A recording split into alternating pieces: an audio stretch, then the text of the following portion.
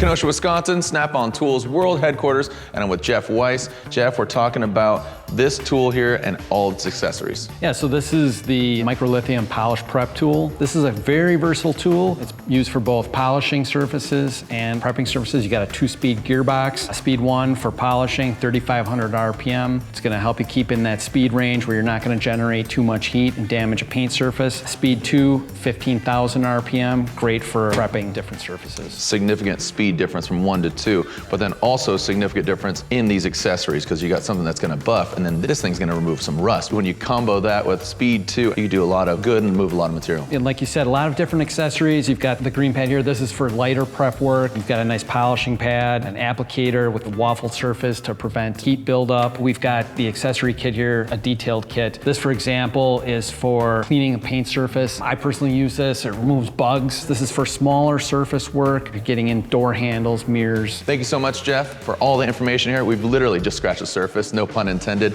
but a very versatile tool. You pair up speed 1 or 2 with the right accessory, the right tool for the right job, and let the tool do the work. So if you want to find out some more information on what application and what accessory and tool you need, be sure to consult your franchisee.